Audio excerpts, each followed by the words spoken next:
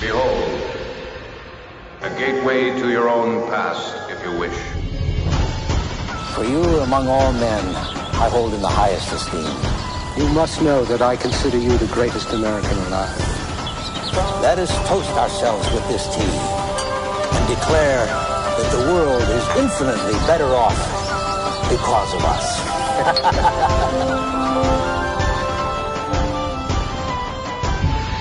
History's strange, it's alien, and it won't give us what we would like to have.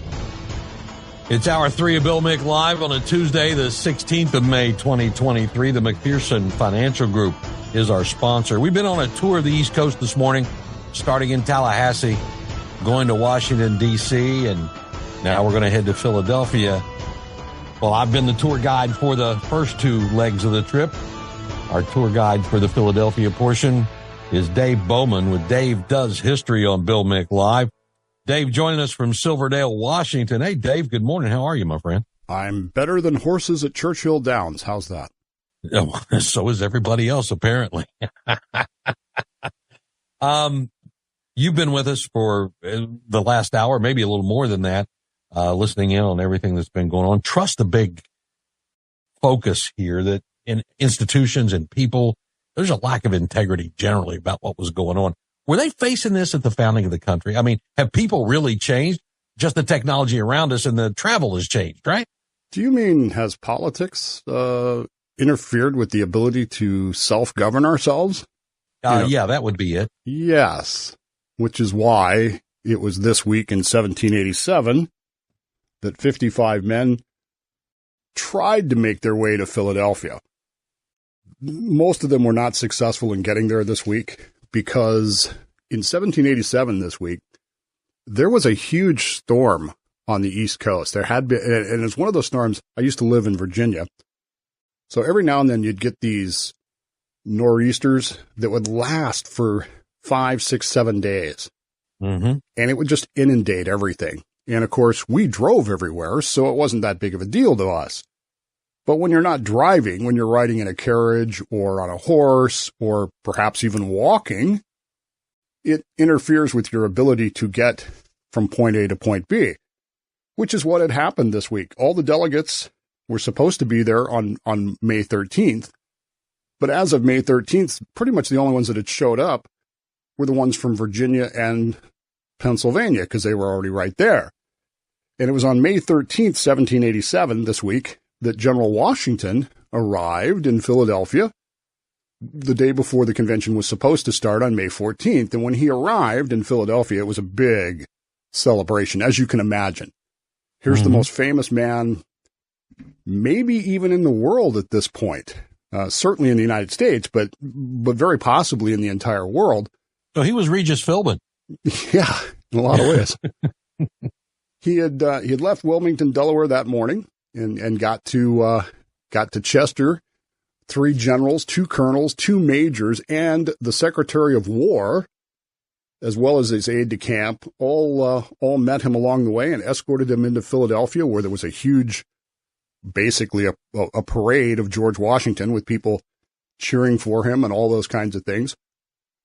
When he got to Philadelphia, he was invited to stay with the Morris family, Robert Morris, who had been the financier for the American Revolutionary War, pressed him to stay with them. And immediately, as soon as he got into the streets of Philadelphia, Washington, ever the formal guy, realized that he had to go see the president of Pennsylvania. Yes, in 1787, they had a president of Pennsylvania, and guess who it was? Dr. Benjamin Franklin. Oh, wow.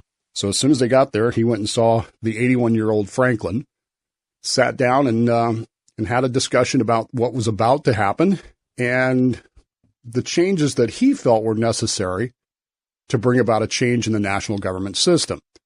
Now, the convention, the Constitutional Convention, was scheduled to start the next day, May 14th, 1787, but with the weather being the way it wasn't going to happen. They were going to have to, as so many in the military are familiar with, hurry up and wait. That has happened. And we're back in 60 seconds with Dave Does History on Bill Mick Live.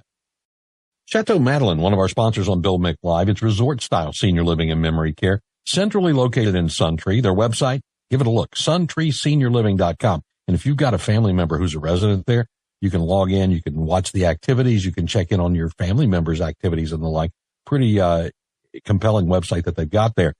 If you really want to see what Chateau Madeline is like, if you don't have someone who is residing there already, you want to call them and take a tour. If you're considering this for a loved one in your family, you've got to see the environment at Chateau Madeline. 321-701-8000 will let you schedule that tour.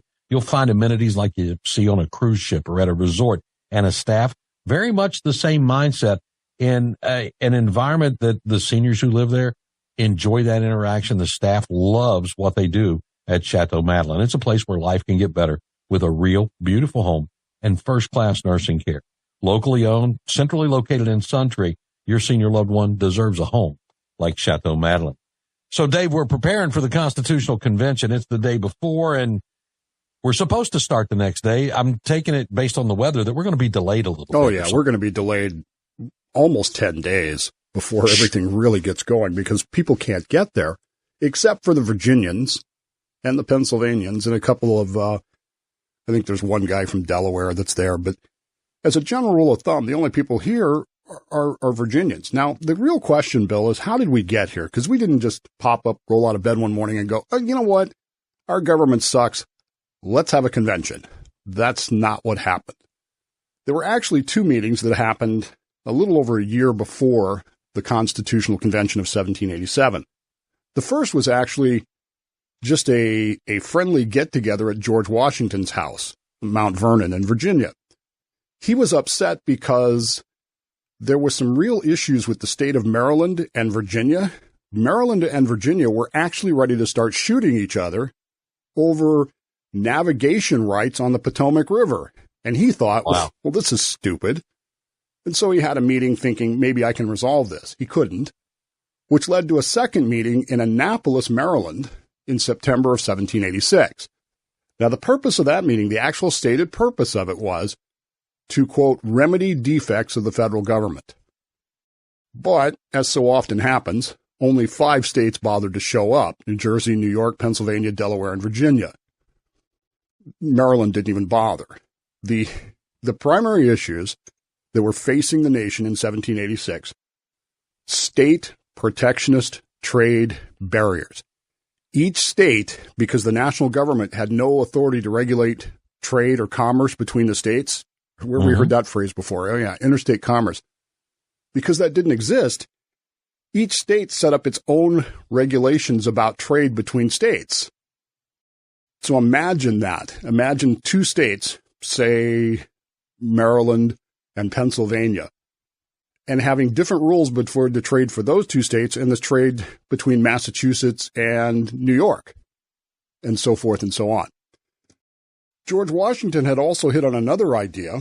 He wanted to connect via a canal the Ohio and Potomac rivers so that we could, increase trade. And there were actually rebellions popping up all over the states. The biggest one was Shays' Rebellion, which had started in August of 86, and would continue until February of 87, which would actually have a direct effect later on the Constitutional Convention. As the Shays' Rebellion issues wound down, the convention would actually take note of that, and you can actually see some of the echoes of that in Article 1 of the Constitution that they would propose. Now, New Jersey took the lead in Annapolis because they went there understanding that these economic issues touch on other aspects of the entirety of the Confederation. What's the phrase, Bill? It's the economy, stupid. New Jersey understood that. The other states didn't seem to grasp that this was really all about the economy. And if they didn't fix this, well, things were going to go bad. Already you had states ready to shoot at each other. You had some states, Delaware, threatening to sign its own treaty of alliance with European powers. So imagine that, if you will. A state saying, yeah, we're going to be allied with France and we're going to have French troops on our soil next to Maryland or Virginia or wherever. And imagine how that would make everybody feel. Sure. Well, it was a complete and total mess. And this is the problem with the Articles of Confederation, which was the first constitution of the United States government. It wasn't the founding of the country, but it was the founding of our government. The Articles of Confederation, which, they're a pretty libertarian idea, and confederations are one of those things that libertarian leaning, not libertarian party, but libertarian thinking tends to lean into. The problem with them is that they never work, ever. No confederation has ever survived because they all run into the same problem, which is what the Americans were running into, which was that when everybody does what's right in their own eyes, as the scripture says, chaos ensues. And you had and their self-interest governs what they do. Yes, and you end up with economic issues where one state is, I wouldn't say screwing over another state, but they're not exactly, helping. There's no incentive to a national feeling of things. There's no incentive to cooperate with one another, because why would you? So to answer your first question, yes, politics entered the nation in 1786 and in 1787 as well. That is interesting, and we'll see where it led them. I'm not sure we can even tell where it's led us yet, but we'll continue to pursue it with Dave Bowman, and Dave Does History here on Bill Mick Live. We'll let you in our last segment of the hour, so if you got questions or concerns about where all of this is going and where it may have taken us today, well, it'll all tie together at some point. It's what we do. Dave Does History every Tuesday here on Bill Mick Live. Glad you're along for the ride as we tour the East Coast on WMMB.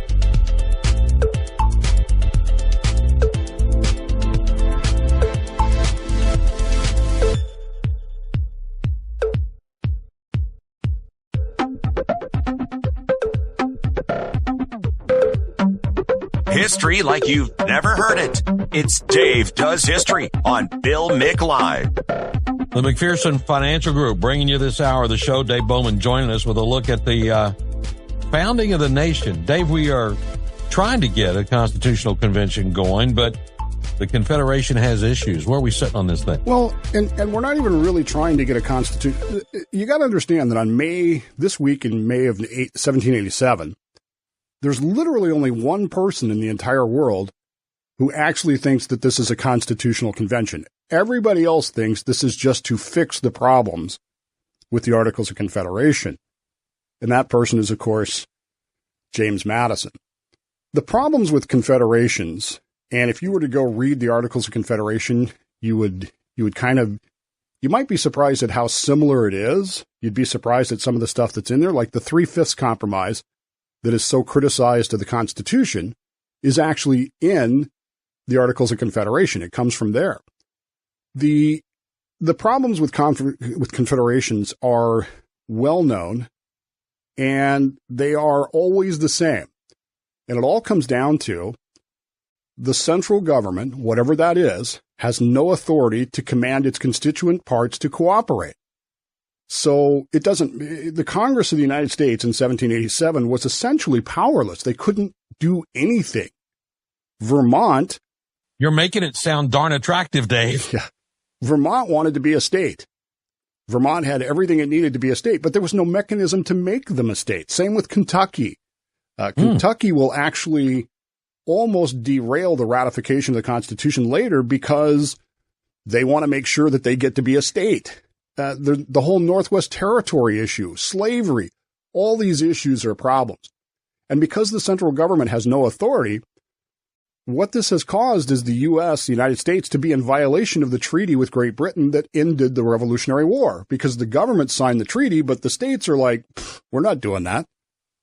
You got treaties with Spain, right? But even though you have a treaty with Spain, Spain has said no to U.S. navigation on the Mississippi River. So we have no way of moving goods down the Mississippi River. We can't build an army. We have no adequate forces to defend the borders of the United States. In fact, Britain, because we're in violation of the treaty, Britain refuses to remove its forts from inside the United States. They're occupying forts inside the United States because we're not keeping our agreements. Which means that if they wanted to, well, we could go back to war again. We don't really have a navy. We have some privateers, but we don't really have the means of building a navy. The nation is massively in debt, but we have no way of paying it because we can't command these other states to pay their debts. And the states are like, I'm not paying that. So they don't. And this means that other nations, France, England, Spain, Belgium, well, there was no Belgium then, Prussia, whoever, nobody will sign treaties with us for the sake of commerce or security because we're a bunch of deadbeats. And nobody wants to deal with us because we're a completely disorganized mess. We're a confederation, and confederations always fail. And they always fail one of two ways, Bill. They either fail violently, because the central government can't defend itself, and so you end up with, an invasion or whatever that ends up destroying it, or they fail peacefully because everybody just says, well, what's the point of this? And they go their own way because there's no sense in maintaining this. Was there relative prosperity in the states for the times that they were in? No. Some states were very well off. New York was extremely well off under the leadership of George Clinton. Some states were doing reasonably well, Virginia. And some states were just suffering miserably, Georgia and some of the others. There was no equity. And this was, of course, Massachusetts was a mess. Massachusetts was seeing rebellions, people actually shooting at each other because it was so economically depressed, and there didn't seem to be any way out of it because even the states' governments, to some degree, were confederations as well. So it was just a complete and utter mess, and that was why the Annapolis Conference met in the first place. But with only 5 states there, what can they really do? That's kind of the question. And it left them really with only one option. The McPherson Financial Group, this hour's sponsor of Bill Mick Live. Speaking of being well off financially, whether you're well off or whether you're not, you've got to prepare for your retirement, and it takes a plan to do that. That's why I trust Art McPherson and the folks at the McPherson Financial Group to help me prepare for any retirement I may have. Not that I'm planning on leaving anytime soon, because I'm not, but having that in reserve and ready to go and growing for you when that time comes is wise, and they'll help you get there. Call the McPherson Financial Group at 321-253-2016 or see them online at McPhersonFinancialGroup.com. The McPherson Financial Group, LLC, is a financial services firm. They offer a broad array of products and services, including insurance and annuities. They're licensed in Florida. They do compensate me for the endorsement, but they do handle my financial planning, and it would be well worth your effort to give them a call. Free initial consultation and a comparison of what you're doing now to what you need to be doing to be ready, all with the McPherson Financial Group. Dave Bowman with us as Dave Does History. So we've decided we're going to have a little conference, and we're in Annapolis. What's going on, Dave? So the Annapolis conference really, because only 5 states show up, doesn't really have much of an option. But what they come up with at the pushing of New Jersey, who understands that it's the economy, stupid, they recommend a more general conference. Let's have a bigger conference. Let's push it off about 6 to 8 months to make sure everybody understands this and can get there and we can organize this whole thing. And oh, by the way, let's do it in Philadelphia in June, starting in May, but we'll do it, May, June, because Philadelphia is more centralized. And of course, nobody figured on the weather being bad. And nobody thought about the fact that in Philadelphia in June, before the invention of air conditioning, hot as Dickens, with a Independence Hall right next door to the local jail, was a smelly mess, hot and smelly mess. Now, the purpose of the convention, the General Convention in May of 1787, what we call the Constitutional Convention, the stated purpose is to revise the Articles of Confederation, to fix the problems that they have. But the Virginians, led by James Madison, have other ideas. They're thinking a more general, just a complete revision of the government.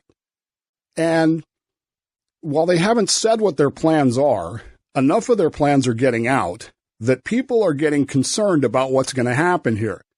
Samuel Adams, the famous Boston patriot, refuses to participate in the Constitutional Convention. He says famously, and I quote, "I smell a rat," unquote. Now, it's not clear if he was talking about Philadelphia in general or if he was talking about the convention, but he was not going to participate. And of course, Rhode Island, which could be a show unto itself, we could do weeks of shows about the issues with Rhode Island, is the problem. That's what you need to understand about Rhode Island. All of these problems with the Confederation could have been solved pretty much if Rhode Island had just been done away with. There are other problems involved here, to be certain, but Rhode Island is just the worst of it all. They are manipulating currency. They are refusing everything in the Articles of Confederation requires a unanimous vote. And Rhode Island keeps voting no on everything. You want a postal road to go the length of the country? No. You want everybody to use the same money? No. What was their reason for that? They were very, very, very libertarian, Bill. Very libertarian. And they were very much in the idea of, we're a sovereign state. We're associated with you. We're in a confederation with you, but you cannot command us. Plus, they're Rhode Islanders, which, you know, if we had time to spend on Rhode Island, even the name Rhode Island comes from an idea that this place is either a trash dump or an obnoxious, we're going to do it our way kind of thing. Now, while the Virginians are planning their moves, the Rhode Islanders are not participating. Sam Adams is saying, "I smell a rat." But for the most part, the other 12 states, they say, yeah, there are some problems here. And we'll pick it up when we continue in moments with Dave Bowman on Bill Mick Live.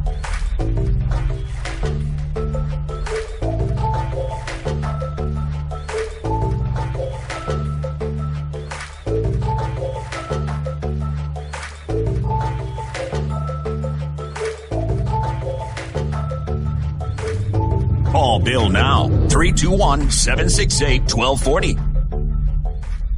The McPherson Financial Group bringing you this hour. Dave Bowman with us. Dave does history every Tuesday at 8 on Bill Mick Live. And anything you miss, of course, you can pick up in the podcast section at BillMick.com and on the Bill Mick Live iHeartRadio channel. Links to Dave's podcast. Dave's going to be on the road next couple of 3 weeks. So Dave Does History will be done on Tuesday, but it'll be on Dave's podcast at thedavebowmanshow.com. Again, links at the show page at BillMick.com. So we're finally getting to at least the start of a convention, Dave. What's happening now? So I told you before that the Virginians had arrived, despite the weather. And they have a plan. James Madison has a trunk full of books. Like me, he's got all the same history books I have that talk about republics and confederations and government dating all the way back to the Greco-Roman period. But it's still not clear what he's planning to propose. He's being very close-lipped about this. He's not telling anybody yet exactly what it is that he thinks should happen. But it is clear to pretty much everybody that this is not going to be a revision to the Articles of Confederation. This is going to be something completely new. And Madison is really counting on having Washington's influence, and to a lesser degree, Dr. Franklin, Benjamin Franklin's influence, because of this dinner that Washington has with Franklin on that very first night.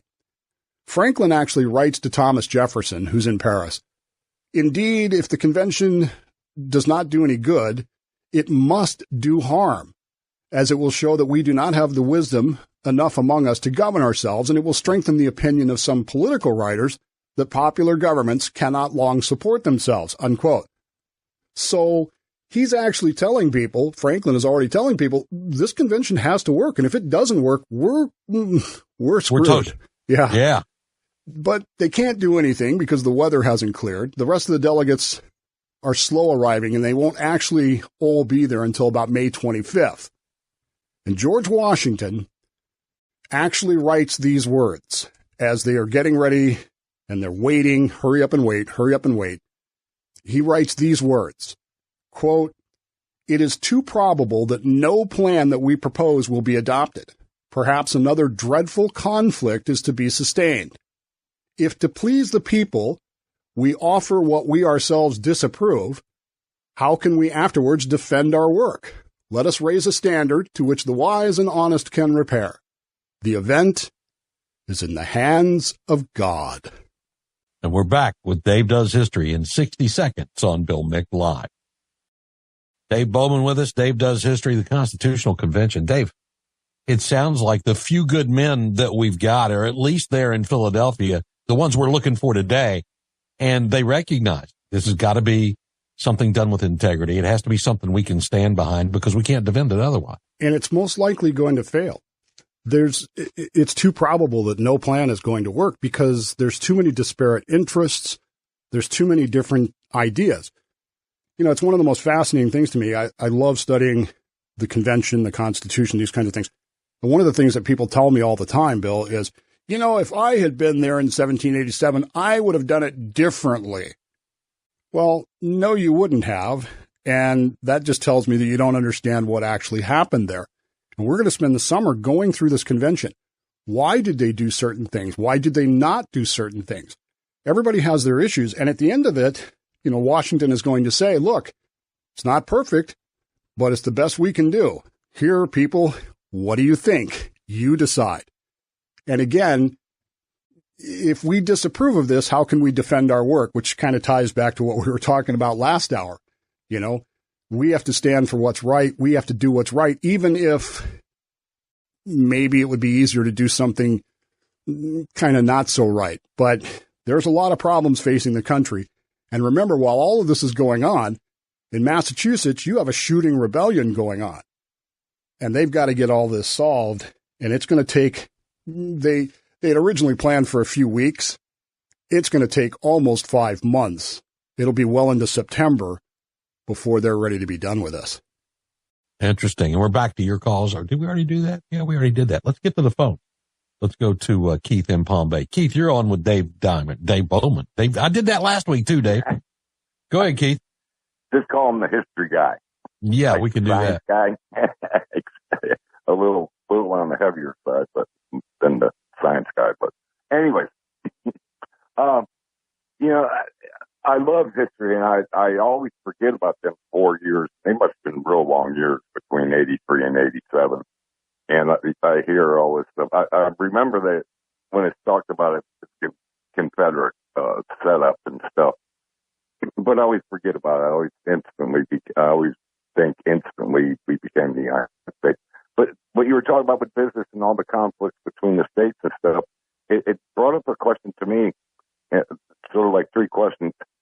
Do you happen to know how many states set up their own established religion? And then the second one, during that time, were there conflicts between the states because of the religion? Were they all Protestant? And then the third one is how long after the First Amendment, was codified in 87, did these states disband their state religion? Oh, those are good questions, Keith. Dave, what are you seeing in that? Yes, multiple states had their official religion. For example, Virginia was Anglican. Maryland, surprisingly, was Catholic. Massachusetts, Puritan. Georgia, Baptist, or Anabaptist, sorry. It's kind of hard to explain.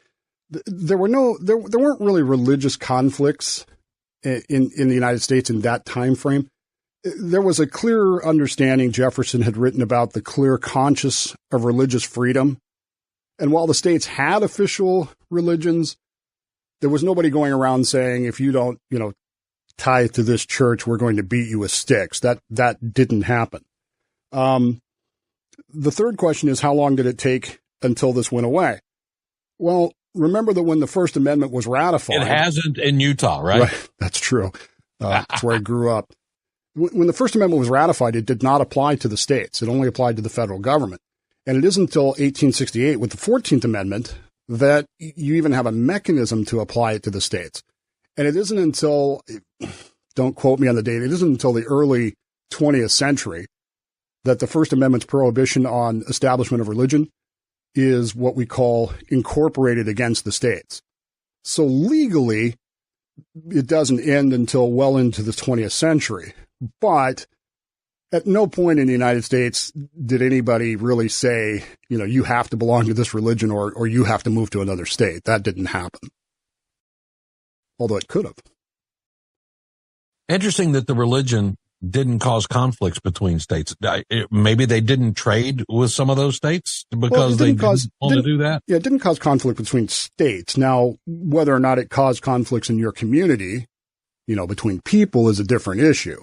Mm-hmm. Clearly, Rhode Island had some issues with some folks about things, but there really aren't any. Religion was not the issue in the United States, particularly between 83 and 87. The issue was the economy, which is what leads to Shays' Rebellion. It leads to the idea that why the heck did we throw off England if the United States government, the government of Massachusetts, is going to be everything that King George was and worse when it comes to suppressing our liberties and our rights. And that's really where Americans were upset. It wasn't as much religion. And in fact, you'll note that the Constitution, especially as initially proposed, barely scratches even the idea of religion. They really wanted to stay away from that because it really wasn't a problem. All right. Very, very good. What else do you want to know? Well, I'm wondering if how settled the states were as this was coming together. You said it was an economic thing, and that tends to hit everybody pretty tough. There were a lot of economics was the problem. Like down in Georgia is a great example. Georgia was having problems with the Spanish and with the Native Americans. And Georgia was actually contemplating the idea of going to war against Spain and the Seminole tribes by themselves. But they really wanted help from the rest of the country, and that was an economic drain. Massachusetts was like, well, why should we pay for your war? We got enough problems of our own up here. And of course, Rhode Island was like, no. And Georgia's plaintive wail that, hey, if Spain captures us, they're coming after you next. So there's no united mindset at this point. No, there really isn't, other than we beat the British. We beat the English. We can, and there's almost this attitude of, even though the British have forts in our country, we can do it again if we have to. There's a very, very American Minuteman, almost redneck attitude of, we'll do it again if we have to. We don't need an army. We can beat them with what we got. Forgetting that we had a French army helping us. Yeah, and exactly. That wouldn't happen again. So, quick call before we're done. Line 1, you're on with Dave Bowman. Good morning. Good morning. Now, Mark Levin is pushing for a convention of the states, not a constitutional convention, but a convention of the states. And what do you think about that? Oh, thanks for opening that door, Mario. Dave, go right ahead. It'll never work. It's been tried 3 times in our history. It will not work because there are no limits on it. In other words, Mark Levin and conservatives want a convention of the states because we want the Second Amendment codified. We want a balanced budget amendment. But for every one of us that wants that, there are people who'd want something else. How do you decide who's going to get what? And as you're going to learn over the next 5 months, it's not easy to iron out a constitution. And the arguments that you're going to see that you don't know about yet will amaze you. And remember that of the 55 men who went, only 39 actually signed it because the others didn't agree with it. And then you still had to go through ratification. Convention of the States is a great idea. It'll never actually work. Are we too divided to be able to do this again ever? Yes. You could not pull off this constitutional convention today. You couldn't do it. There's no way. That is interesting to see. Yep. So again, you're going to be on the road for what? Couple of 3 weeks now? 3 weeks. We'll be gone I'll be back on June 13th. June 13th. Yeah. And in Juneteenth, Dave. Yeah. And in the meantime, as a matter of fact, and in the meantime, I will have the next 3 weeks worth of stories about what's going on at the convention available on my website, plausiblylive.com. Very good. Dave Bowman with Dave Does History every Tuesday on Bill Mick Live. Save the next 3, but you're still able to catch up with him there. And that'll be fun. By the time we're together again, Dave, I'll have a lot of things under my belt and done that I've been working on for a while, so that's going to be fun. Good deal. Enjoy the trip, and we'll talk while you're gone. And we'll be into the heat of the summer and when things really start getting fired up at the convention. That'll be fun. Thank you to the McPherson Financial Group. They made the hour possible. Tomorrow, a wide open Wednesday. Got a couple of holdover things, but Tomorrow, it's up to you. What do you want to talk about? We'll talk them in the morning, starting at 6 on Bill Mick Live. Enjoy your Tuesday, everybody.